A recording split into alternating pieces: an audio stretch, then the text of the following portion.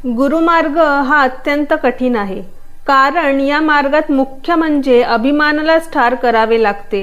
गुरुबोधानुसार मार्ग आक्रमित असता साधकाच्या अभिमानावर वरचेवर घाव बसत असल्याने ते सहन करणे त्यास प्रथम मोठे कठीण जाते। ज्याची गुरूंच्या ठिकाणी एकनिष्ठा असेल, ज्याची गुरूंचा दास बनण्याची परिपूर्ण तयारी असेल, तोच एक अभिमानाला जिंकू शकतो, म्हणजे त्यालाच हे गुरुकृपेचे महत्भाग्य लाभते। अर्धी गागर पाण्याच्या हालचालीने जशी डुचमळते, तद्वत ज्ञानाच्या अर्धवट स्थितीत साधक आपणा सर्वच समजून चुकले या समजुतीने अभिमानाला बळी पडतो आणि लोकांना उपदेश करीत सुटतो, त्यामुळे तेथेच त्याची प्रगती खुंटते। साधक साधनाभ्यासात रत झाला की त्याच्या अंगी हळूहळू सामर्थ्य येऊ लागते। त्या सामर्थ्याला तो जर बळी पडला नाही तर त्याच्यावर तात्काळ गुरूंची कृपा होते, नाहीतर मात्र साधकाला प्रगतीपथावरून घसरण्याची पाळी येते। साधन करीत असता कोणाला प्रकाश दिसतो तर कोणाला अनेक रंग दिसतात, कोणाला नाना प्रकारचे आवाज ऐकू येतात तर कोणाला अनेक सुगंधांचा अनुभव येतो, तसेच कोणाला सिद्धी प्राप्त होतात। तर यापैकी कशालाही न भूलता साधकाने गुरूंनी सांगितलेली खूण लक्षात ठेवून पुढील मार्ग आक्रमिला पाहिजे। दुसऱ्याच्या मनातील विचार ओळखणे, बोललेले खरे होणे, गुप्त होऊन प्रकट होणे, पाण्यावर चालणे, सुटलेली गाडी थांबविणे, लांबच्या गावातील संदेश जाणणे, अशा प्रकारचे सामर्थ्य जरी अंगी आले तरी आपल्या अंगी एक विशेष सामर्थ्य आले याची जाणीव परिपूर्ण नाहीशी होईपर्यंत साधकाने साधन सोडू नये। अहंकार हा साधकाच्या मार्गात विघ्न आणणारा बलाढ्य दैत्य आहे, करिता साधकाने आपल्यापेक्षाही अधिक शहाणपणा असलेले लोक जगात कितीतरी भरलेले आहेत, हे गुरुबोधातील वाक्य सदैव स्मरणात ठेवावे।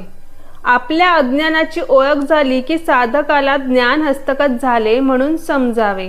परमार्थ मार्ग म्हणजे खऱ्या सुखाची वाट, स्वरूप प्राप्तीचा मार्ग। या मार्गात मुख्य म्हणजे सद्गुरूंच्या ठिकाणी एकनिष्ठा असावी लागते। निष्ठा असेल तरच साधकाकडून त्यांचे अक्षरशः आज्ञापालन होते व मार्गावरील अहंकारादी अडचणी दूर होऊन सत्वर त्यास आत्मपदारूढ होता येते। निष्ठा आढळ नसली म्हणजे गुरूंच्या सांगण्याकडे सहजच दुर्लक्ष होते, त्यामुळे उपासनेत व्यत्यय येऊन थोडीशी झालेली प्रगतीही खुंटते आणि मन पूर्वस्थितीला येऊन ठेपते। एक गृहस्थ संसारातील उद्वेगाने गृहत्याग करून एका साधूजवळ गेला। त्याने त्यास एक निवांत जागा दाखवून त्या ठिकाणी बसून 12 वर्षे तू तप कर आणि त्यानंतर माझे जवळ ये, म्हणजे पुढे काय करावयाचे ते मी तुला सुचवीन, असे सांगितले। गुरु आज्ञेप्रमाणे त्याने अनुष्ठानास आरंभ केला। 12 वर्षे संपत आली तेव्हा एके दिवशी तो बहिर्दिशेला गेला असता फांदीवर बसलेल्या कावळ्याने टाकलेली विष्ठा त्याच्या अंगावर पडली। तोच मी तपस्वी आहे या अभिमानात गर्क झालेल्या साधकाने त्या कावळ्याकडे डोळे वटारून पाहिले आणि तो कावळ्याला उद्देशून म्हणाला, ज्या अर्थी तू तपस्व्याच्या अंगावर विष्ठा टाकलीस त्या अर्थी तू भस्म होऊन जा। त्या क्षणी तो कावळा भस्म झाला। ते पाहून आता आपल्या अंगी अतुल सामर्थ्य आले अशी त्याने समजूत करून घेतली आणि आपल्याला यापुढे काहीच मिळवायचे शिल्लक उरले नाही असे म्हणून त्याने साधन करावयाचे सोडून दिले, त्यामुळे तेथेच त्याची प्रगती खुंटली। याकरिता साधकाने आपली निष्ठा अढळ होईपर्यंत गुरूंच्या सूचनेकडे तिळमात्रही दुर्लक्ष न होण्याबद्दल खबरदारी घेतली पाहिजे। परमार्थ साधने म्हणजे सूरघाट सोडविल्याप्रमाणे सोपे व कठीण दोन्ही आहे।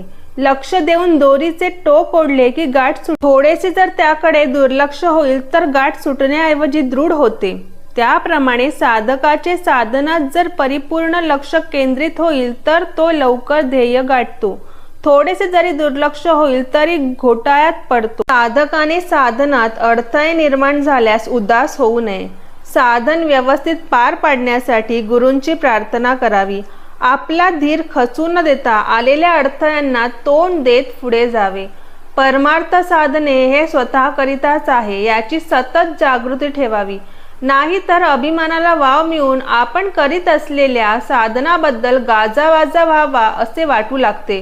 लोणी कडत असताना त्याचा जसा कडकड आवाज होतो किंवा घागर पूर्ण भरलेली नसली तर जसा तिचा खळखळ आवाज होतो, त्याप्रमाणे जोपर्यंत अज्ञान असते तोपर्यंत ऐकलेल्या वाचलेल्या ज्ञानाच्या गोष्टींची बडबड सुरू असते. तूप तयार झाल्यावर लोण्याचा आवाज जसा आपसुकच बंद पडतो किंवा भरलेली घागर जशी डुचमळत नाही, त्याप्रमाणे ज्ञान झाल्यावर बोलण्याची उर्मी आपसुकच बंद पडते. साधकाला आत्मदर्शनाची तीव्र इच्छाही असावी आणि त्याबरोबर त्याच्या प्राप्तीसाठी कितीही विलंब लागला तरी धीर धरण्याची त्याची तयारी असावी. आंबा, फणस इत्यादी फळझाडांना खत पाणी भरती घालीत राहिले असता योग्य वेळ आली म्हणजे जशी त्यांना फळे लागतात, त्याप्रमाणे साधकाने गुरुसेवा व गुरु आज्ञा पालन करीत राहिले असता त्याचे अंगी अधिकार आला की त्यास आत्मसाक्षात्कार होतो. मुलांना चालायला येईपर्यंत जशी पांगुळ गाड्याची मदत लागते तद्वत साधकाला स्वसुखाची प्राप्ती होईपर्यंत सद्गुरूंची मदत लागते. म्हणून साधकाने ध्येय गाठेपर्यंत सद्गुरूवरील श्रद्धा ढळू न देण्याविषयी खबरदारी राखावी. ओम नमः शिवाय.